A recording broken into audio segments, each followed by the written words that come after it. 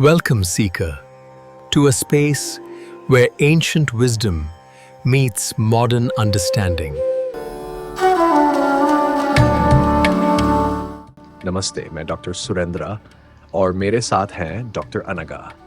हम साथ मिलकर आपके साथ साझा करेंगे कि कैसे आयुर्वेद का प्राचीन नॉलेज और आर्टिफिशियल इंटेलिजेंस मिलकर आपके स्वास्थ्य और जीवन को एक नई दिशा दे सकते हैं। हम आपको अपना ऑडियो पॉडकास्ट दे रहे हैं जिसे आप कहीं भी कभी भी सुन सकते हैं। तो आइए परंपरा और नई तकनीक को जोड़ते हुए अपनी यात्रा की शुरुआत करें।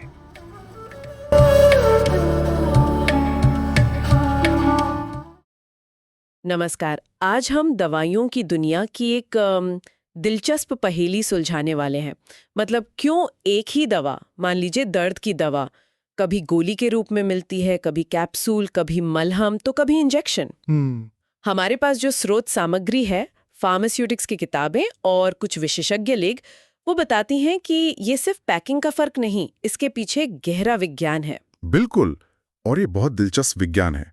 ये अलग-अलग रूप, जिन्हें हम डोसेज फॉर्म्स कहते हैं, ये असल में दवा के असर करने के तरीके को तय करने में बहुत अहम भूमिका निभाते हैं। अच्छा। तो हमारा मकसद है आज इन स्रोतों से ये समझना कि ये अलग-अलग रूप क्यों जरूरी हैं और ये काम कैसे करते हैं। हाँ, क्योंकि पहली नजर में तो यही लगता है कि शायद बच्चों के लिए सिरप बना दिया, बड़ों के लिए गोली, बस सुविधा की बात है। हाँ, अक्सर लोग यही सोचते हैं। लेकिन जैसा आपने कहा, बात इससे कहीं ज्यादा गहरी है। जैसे मैंने पढ़ा कि एक ही एंटीबायोटिक एमॉक्सिसिलिन वो कैप्सूल में भी है और बच्चों के सिरप में भी। तो ये सिर्फ निगलने की आसानी का मामला तो नहीं है ना? बिल्कुल नहीं। देखिए, आप डोजेज फॉर्म को ऐसे सोचिए कि वो दवा के एक्टिव हिस्से यानी एपीआई, एक्टिव फार्मास्यूटिकल इंग्रेडिएंट्स, और कुछ निष्क्रिय दिखने वाले साथी, जिन्हें एक्सिपिएंट्स कहते हैं, का एक खास मिशन पर निकला हुआ दल है। मिशन पर निकला दल? वाह। हाँ, और इस दल का मिशन क्या है? सही मात्रा में दवा को सही जगह पहुंचाना। ठीक है। उसे रास्ते में खराब होने से बचाना, मतलब पेट के एसिड वगैरह से, और ये भी कंट्रोल करना कि वो शरीर में कितनी तेजी से या धीरे धीरे अपना काम शुरू करें। हाँ, ये बहुत जरूरी लगता है। बिल्कुल। और यहीं पर एक्सिपिएंट्स का रोल आता है। तो ये एक्सिपिएंट्स जो निष्क्रिय कहलाते हैं, वो असल में निष्क्रिय नहीं है, मतलब नाम के विपरीत। सही पकड़ा। नाम भले ही निष्क्रिय हो, पर ये पर्दे के पीछे के असली हीरो हैं। देखिए, इनका अपना कोई औषधीय गुण नहीं होता, ये खुद कोई इलाज नहीं करते, लेकिन ये एपीआई को घुलने में मदद करते हैं या उसे पेट के एसिड जैसे खतरों से बचाते हैं, कड़वा स्वाद छुपाते हैं। अच्छा, बच्चों की दवाओं के लिए तो ये बहुत जरूरी होगा। हाँ, बहुत जरूरी। और यही नहीं, ये सिरप को सही गाढ़ापन देते हैं, क्रीम को त्वचा पर फैलने लायक बनाते हैं, और सबसे अहम, ये तय करते हैं कि दवा शरीर में कितनी और कैसे सोखी जाएगी, मतलब बायो अवेलेबिलिटी। बायो अवेलेबिलिटी, हाँ, ये टर्म मैंने सुना है। और कुछ एक्सिपिएंट्स तो दवा को महीनों या सालों तक शेल्फ पर सुरक्षित रखते हैं, स्टेबिलिटी बढ़ाते हैं। कमाल है। तो क्या हम कह सकते हैं कि एक्सिपिएंट्स ही ज्यादातर तय करते हैं कि दवा गोली बनेगी या सिरप या कुछ और? काफी हद तक, हाँ। देखिए, दवा का रूप चुनते वक्त कई चीजें देखनी पड़ती हैं। जैसे? पहली तो खुद एपीआई की प्रकृति क्या, वो पानी में घुलता है या तेल में, गर्मी से खराब तो नहीं होता, पेट के एसिड में टिक पाएगा या नहीं, ये सब। दूसरी बात, दवा का इस्तेमाल कहाँ होना है, पूरे शरीर में असर चाहिए या सिर्फ मान लीजिए त्वचा के किसी एक हिस्से पर। ठीक। और तीसरी और बहुत जरूरी, मरीज की जरूरतें।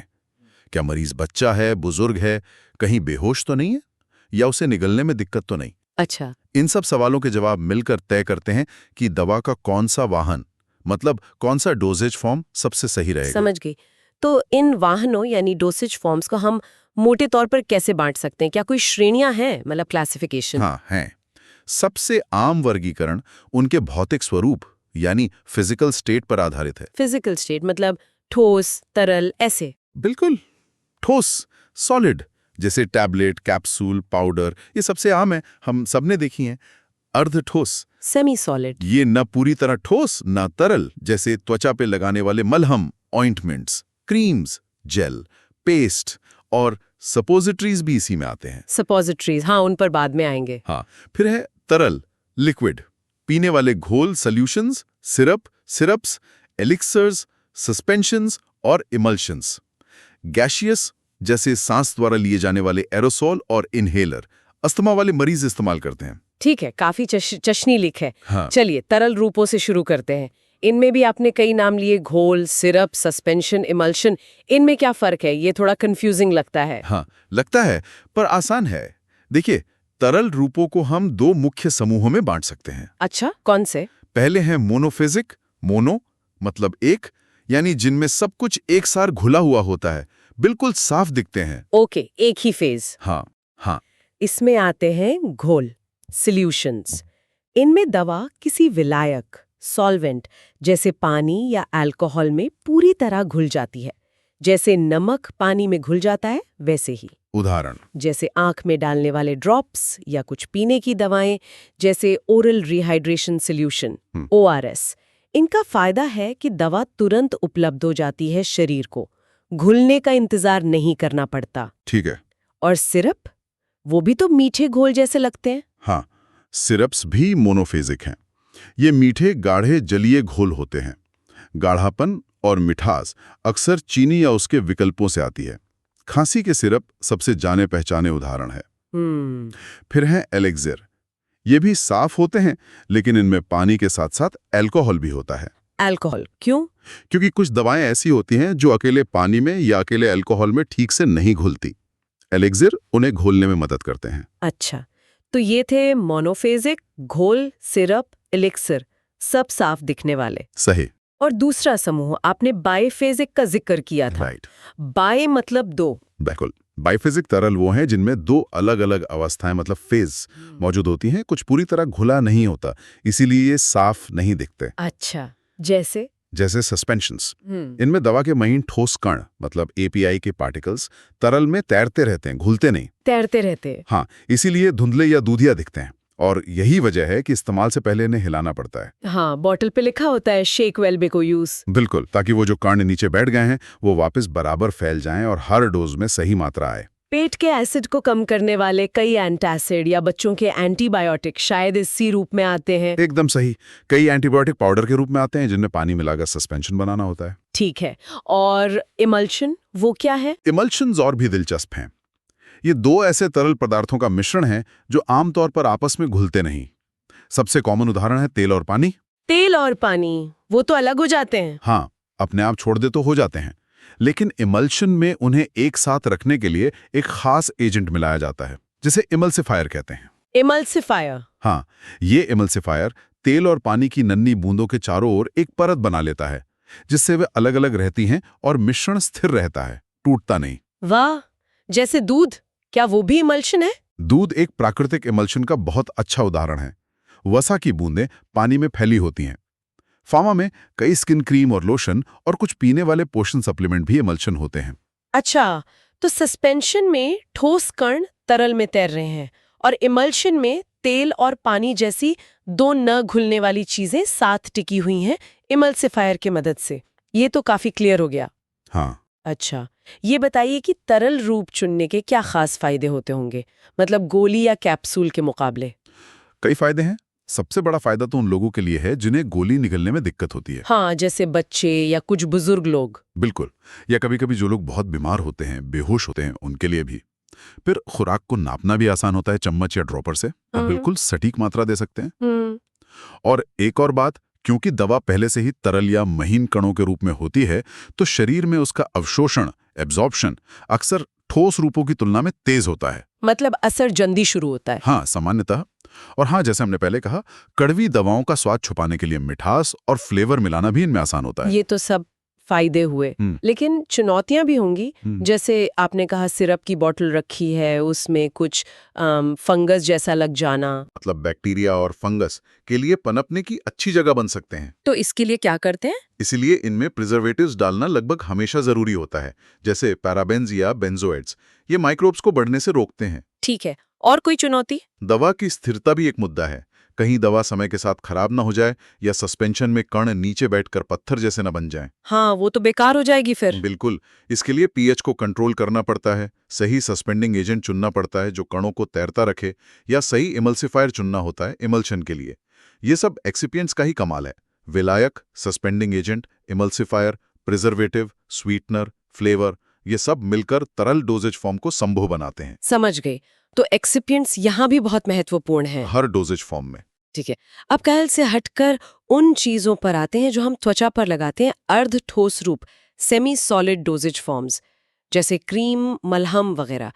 ये कैसे काम करते हैं? अर्ध ठोस रूप, जैसा नाम से ही पता चल रहा है, इनकी स्थिरता तरल और ठोस के बीच की होती है। गाढ़े होते हैं मतलब? हाँ, और ये मुख्य रूप से बाहरी त्वचा या श्लेष्म झिल्ली, जैसे मुंह के अंदर या नाक में, पर लगाने के लिए होते हैं। क्यों? इनकी खासियत है कि ये लगाने की जगह पर टिके रहते हैं, बहते नहीं, और धीरे धीरे दवा रिलीज करते हैं वहीं पर जहां जरूरत है। अच्छा, तो इनमें कौन कौन से मुख्य प्रकार हैं?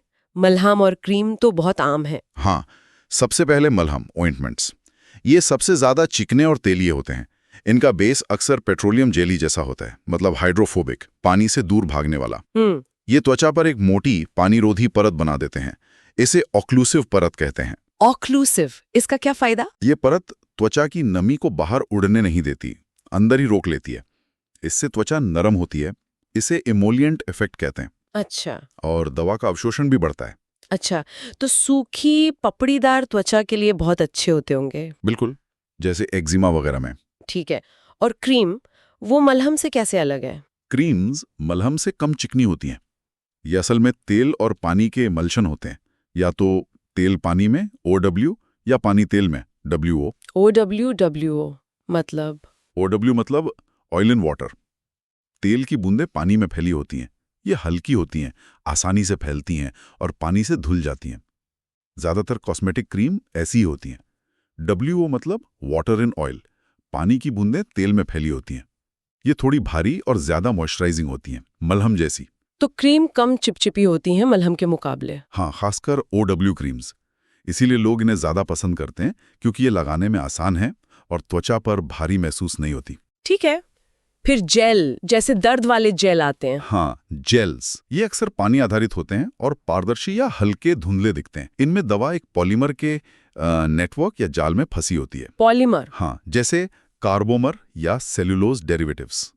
ये पानी सोखकर फूल जाते हैं और जेल जैसी संरचना बना लेते हैं। इनकी क्या खासियत है? ये बिल्कुल भी चिकने नहीं होते, त्वचा पर एक पतली अदृश्य फिल्म छोड़ते हैं और जल्दी सूख जाते हैं। इनसे दवा भी अक्सर तेजी से रिलीज होती है। मांसपेशियों के दर्द के जेल इसके अच्छे उदाहरण हैं। बिल्कुल, और आखिर में पेस्ट। पेस्ट जैसे टूथपेस्ट? नहीं, मेडिकेटेड पेस्ट। ये बहुत गाढ़े और सख्त होते हैं, मलहम से भी ज्यादा गाढ़े। क्यों? क्योंकि इनमें मलहम जैसे बेस में बहुत ज्यादा मात्रा में, कभी कभी 20-25% तक पाउडर मिला होता है, जैसे जिंक ऑक्साइड। अच्छा। ये त्वचा पर एक मोटी सुरक्षात्मक परत बनाते हैं और नमी को सोखने का काम भी करते हैं। जैसे बच्चों के डायपर रैश के लिए जो जिंक ऑक्साइड क्रीम आती है, वो असल में पेस्ट होती है। समझ गई। तो मलहम सबसे ज्यादा सुरक्षा और नमी देता है, क्रीम थोड़ी हल्की और फैलने वाली है, जेल चिकनाई रहित और जल्दी सूखने वाला है, और पेस्ट सबसे गाढ़ा, सुरक्षात्मक और सोखने वाला है। बिल्कुल सही सारांश है। लेकिन एक सवाल मन में आ रहा है, त्वचा तो अपने आप में एक बहुत मजबूत दीवार की तरह है ना? खासकर उसकी सबसे बाहरी परत। दवा इसे पार कैसे करती है? ये तो बड़ी चुनौती होगी। बहुत बड़ी चुनौती। आप बिल्कुल सही कह रही हैं। त्वचा की सबसे बाहरी परत, स्ट्रेटम कॉर्नियम, वो असली बाधा है। ये मृत कोशिकाओं और लिपिड्स, मतलब वसा, की कई परतों से बनी होती है। ये हमारे शरीर को बाहरी खतरों और पानी के नुकसान से बचाती है। तो दवा कैसे अंदर जाती है? दवा को इसके पार जाने के लिए मुख्यतः 2 रास्ते मिलते हैं। या तो वो इन कोशिकाओं के बीच की लिपिड वाली जगहों से धीरे धीरे रिस कर जाए, या फिर त्वचा में जो छोटे छेद होते हैं, जैसे बालों की जड़ें, फॉलिकल्स या पसीने की ग्रंथियां, स्वेट ग्लैंड्स, उनके रास्ते अंदर घुस जाएं। अच्छा, तो इसमें दवा के गुणों का भी रोल होता होगा? बहुत बड़ा रोल। यहीं पर दवा के अणु का आकार मायने रखता है। आमतौर पर छोटे अणु, जिनका मॉलिक्यूलर वेट 500 डाल्टन से कम हो, ज्यादा आसानी से पार हो पाते हैं। और उसकी लिपोफिलिसिटी मतलब तेल या लिपिड में घुलने की उसकी क्षमता। लिपोफिलिसिटी? हाँ, क्योंकि स्ट्रैटम कॉर्नियम लिपिड रिच है, तो जो दवा लिपिड में ज्यादा घुलनशील होगी, वो इस परत को आसानी से पार कर पाएगी। उसे ये रास्ता ज्यादा पसंद आएगा। मतलब दवा को त्वचा की भाषा बोलनी पड़ती है, लिपिड की भाषा। हाँ, कुछ ऐसा ही समझ लीजिए। दवा को थोड़ा चिकना होना पड़ता है, लेकिन ज्यादा भी नहीं, क्योंकि नीचे की परतें पानी वाली हैं, तो एक संतुलन चाहिए। ये तो बड़ा पेचीदा है। तो फॉर्मुलेशन बनाने वाले इसमें दवा की मदद कैसे करते हैं? यहीं पर डोसेज फॉर्म का बेस और एक्सिपिएंट्स काम आते हैं। जैसे हमने बात की कि मलहम का बेस त्वचा पर ऑक्लूसिव परत बनाता है। हाँ, वो परत त्वचा को हाइड्रेट करती है, मतलब उसमें पानी की मात्रा बढ़ाती है, और हाइड्रेटेड त्वचा से दवा का प्रवेश आसान हो जाता है। अच्छा, और कभी-कभी फॉर्मुलेशन में खास एक्सिपिएंट्स मिलाए जाते हैं जिन्हें पेनिट्रेशन एनहांसर कहते हैं। पेनिट्रेशन एनहांसर मतलब घुसने में मदद करने वाले। बिल्कुल, जैसे कुछ फैटी एसिड, अल्कोहल या अन्य रसायन। ये स्ट्रेटम कॉर्नियम की संरचना को थोड़ा सा अस्थायी रूप से ढीला कर देते हैं या लिपिड के साथ इंटरैक्ट करते हैं, जिससे दवा के लिए रास्ता बन जाता है।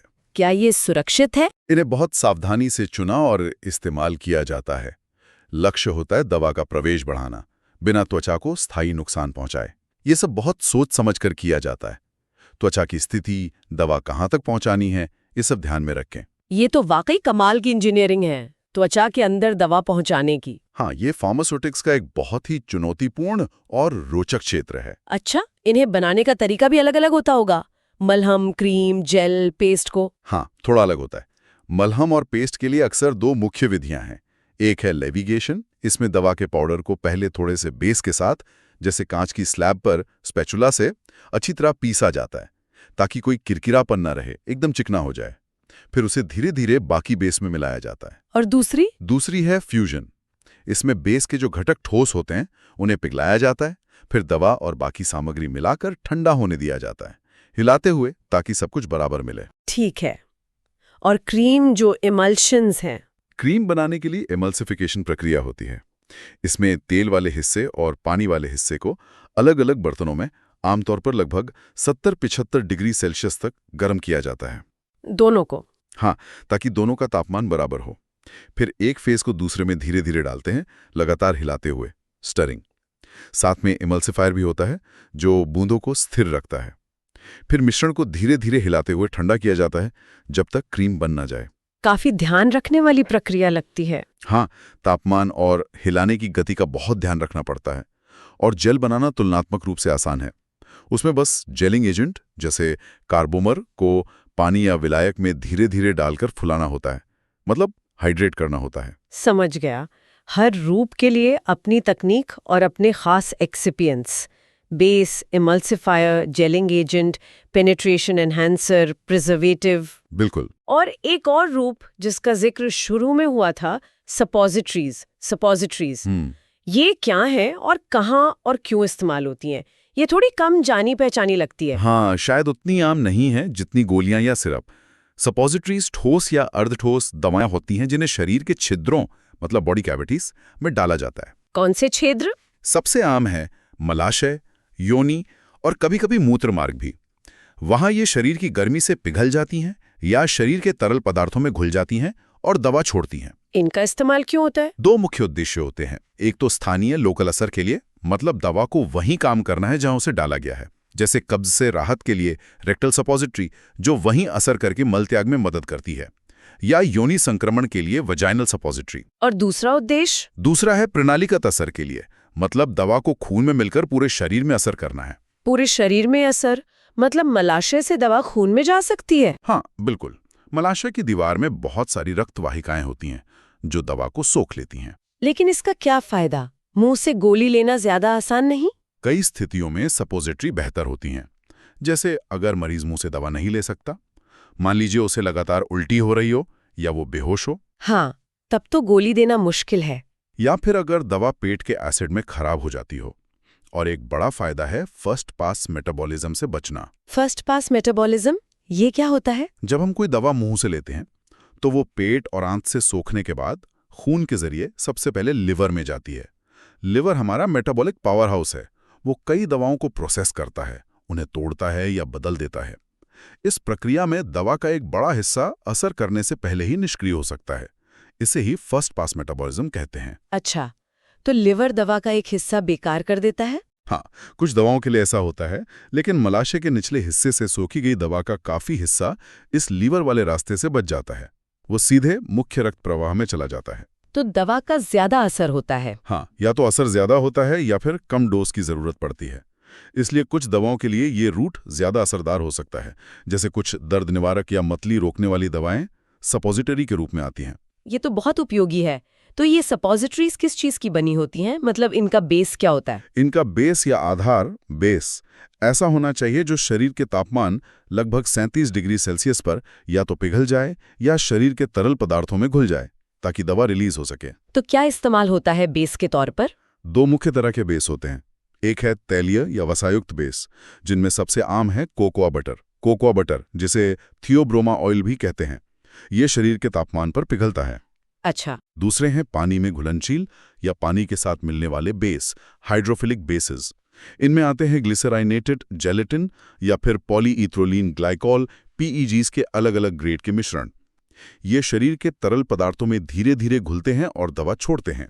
बेस का चुनाव किस पर निर्भर करता है? ये दवा की प्रकृति पर, वो किसमें ज्यादा स्थिर है और कितनी जल्दी रिलीज चाहिए, इस पर निर्भर करता है।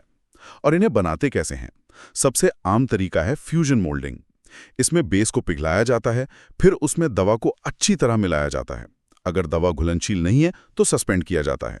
फिर इस मिश्रण को सपोजिटरी के सांचों, मोल्ड्स में भरा जाता है और ठंडा करके जमने दिया जाता है। अच्छा। इसमें एक कैलकुलेशन भी करनी पड़ती है, जिसे डेंसिटी फैक्टर कहते हैं, ताकि पता चले कि दवा मिलाने पर वो बेस की कितनी जगह लेगी और हर सपोजिटरी में सही डोज आए। तो कुल मिलाकर ये बिल्कुल साफ है कि दवा का रूप सिर्फ उसकी शक्ल, सूरत या पैकिंग नहीं है।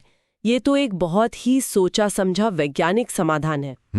हर रूप, चाहे वो तरल हो, क्रीम हो या सपोजिटरी, एक जटिल इंजीनियरिंग का नतीजा है, जिसे दवा को सही जगह पर, सही तरीके से और सही समय पर पहुंचाने के लिए डिजाइन किया गया है। एकदम सही कहा। ये दवा के मिशन को कामयाब बनाने की रणनीति है। चाहे वो मिशन पेट में एसिड से बचना हो, त्वचा की मजबूत दीवार को पार करना हो या लिवर के टोल बूथ को बाईपास करना हो। और इस पूरी रणनीति में एक्सिपिएंट्स की भूमिका कितनी महत्वपूर्ण है? वो साइलेंट पार्टनर्स, जैसा आपने कहा था। बिल्कुल, वो दिखते नहीं, पर उनके बिना काम चल नहीं सकता। वो दवा की स्थिरता, घुलनशीलता, अवशोषण, स्वाद, बनावट और यहाँ तक कि उसके रिलीज होने की रफ्तार को भी कंट्रोल करते हैं।